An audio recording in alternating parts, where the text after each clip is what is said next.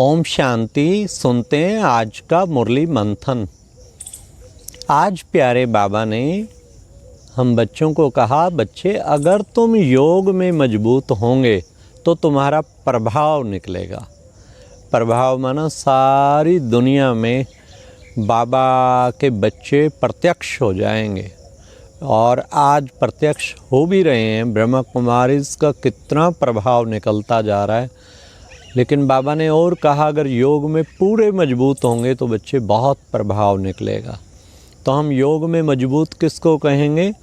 जो अपने को आत्मा समझ के बाबा की याद में, बाबा के प्यार में डूब जाएं और बीच में माया विघ्न न डाले। इतने मजबूत हों जो माया योग को तोड़े नहीं, याद की यात्रा स्थिर रहे, तो कहेंगे हम योग में मजबूत हैं।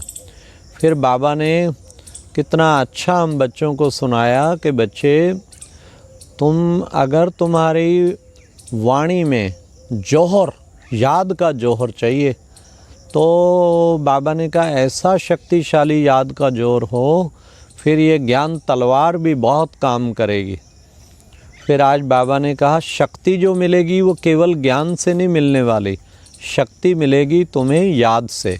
जितना जितना तुम याद करेंगे उतना तुम शक्तिशाली बनेंगे। तो बैटरी चार्ज, बाबा के साथ कनेक्शन ऐसा जोड़ो, शक्ति बढ़ती जाए, बैटरी चार्ज हो गई। आत्मा समझ के बाबा के साथ कनेक्ट हो जाओ, एकदम बैटरी चार्ज। तो ये बैटरी चार्ज जो है होती है वो इसी से होती है। फिर बाबा ने आज कहा, बच्चे ड्रामा एक्यूरेट है, हूबहू हर चीज़ का पार्ट फिक्स है। तो क्या क्यों कुछ ऐसे नहीं कर सकते ना? कैसे करें? क्योंकि फिक्स है ना, हर आत्मा का पार्ट फिक्स है। परम धाम से जो आत्मा आई वो अपना फिक्स पार्ट लेके आई।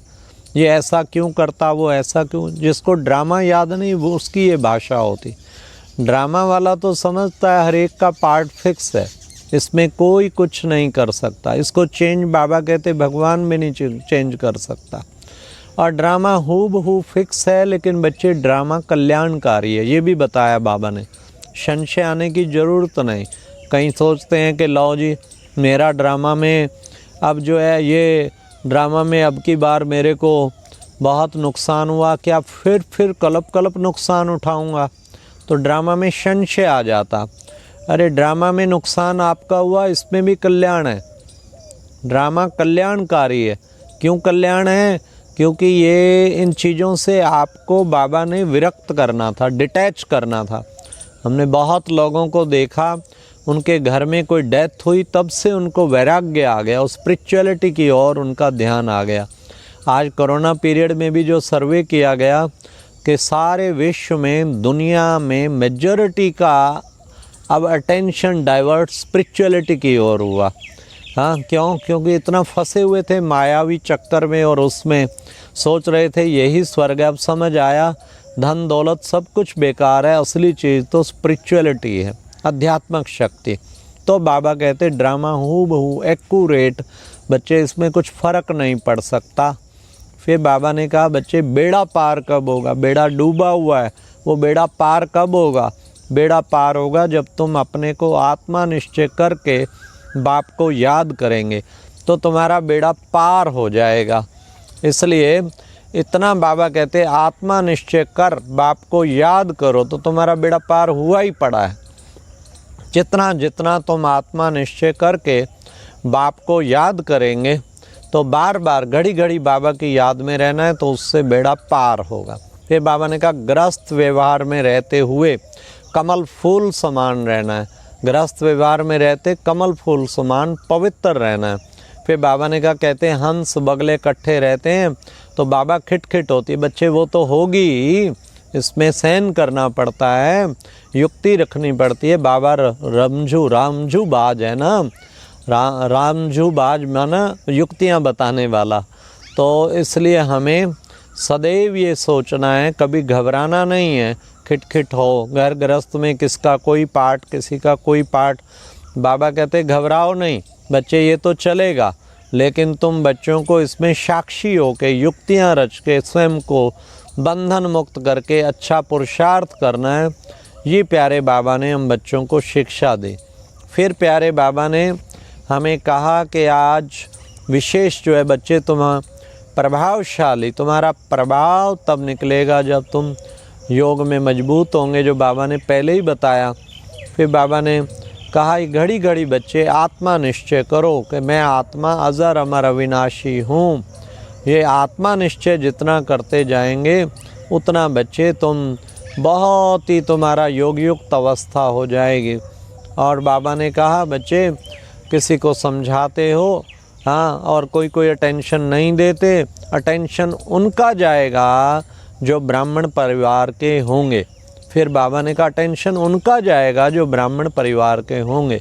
इसलिए अगर नहीं समझते हैं, सब इकट्ठे बोलते हैं, अलग अलग फार्म भराओ ताकि तुम्हें पता हो कौन किस मेंटलिटी। फिर उन्हें समझाओ, बोलो हाँ हम प्रजापिता ब्रह्मा तुम्हारा क्या लगता है, शिव पिता तुम्हारा क्या लगता है। फिर पूछो प्रजापिता ब्रह्मा क्या लगता है।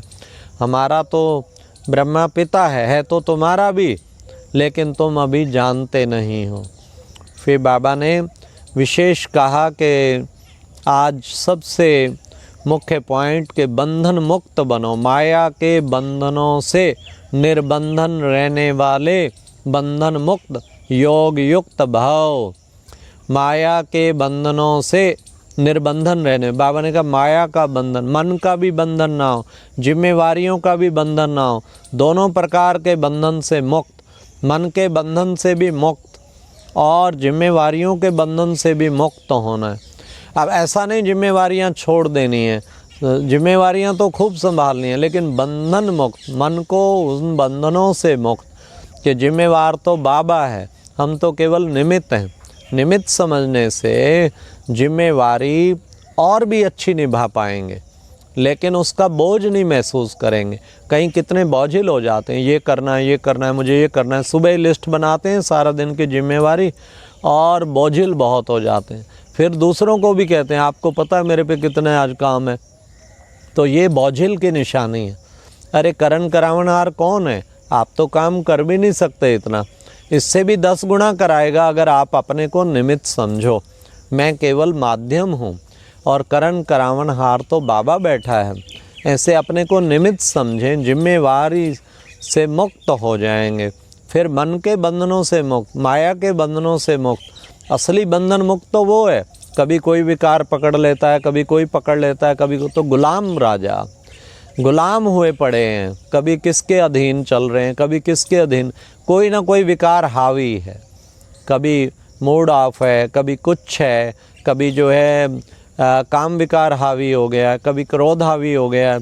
तो ये माया के अधीन हो गए। माया के बंधन से मुक्त होना है। असली जीवन मुक्त अवस्था तो वो है, कोई भी विकार का अंश मेरे निकट ना आए, ये है माया मुक्त निर्बंधन अवस्था। फिर मन भी परेशान ना करे, मन कभी काम भागे कभी काम, मन को मन मना भाव कर दें, मन पूरा श्रीमत प्रमाण चले, अपनी मन मत ना चलाए, ना वो परमत पे चले ना वो मनमत चलाए, पूरा बाबा की श्रीमत पे चलता रहे, चलता चल पूरा श्रीमत पर चले।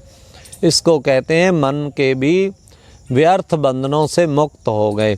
तो ऐसे बाबा ने कहा वो योग युक्त होंगे, उनका योग नहीं हट सकता।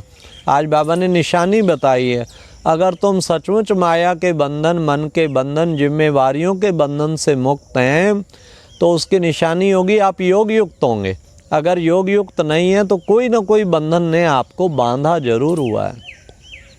अपना पौज निकालो, मैं बंधा पड़ा हूँ, अधीन हूँ, तब इच्छा होगी इन बंधनों को काटने की।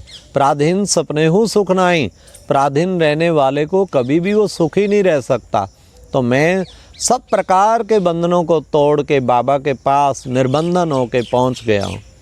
तो ये है प्यारे बाबा का आज का विशेष डायरेक्शन। फिर लास्ट बाबा ने कहा करण करावन हार की स्मृति से भान और अभिमान को समाप्त करो, देह भान और देह अभिमान को समाप्त करो। करण करावनहार बाबा करा रहा है, बाबा कर रहा है, बाबा करा रहा है। करणहार भी वो है तो करावनहार भी वो है। करणहार माना खुद कर रहा है और करावनहार मेरे से करा रहा है। कितनी अच्छी स्मृति होती। अर्थात मुझ आत्मा से करा रहा है, तो उससे आत्मिक स्थिति भी बन जाती है।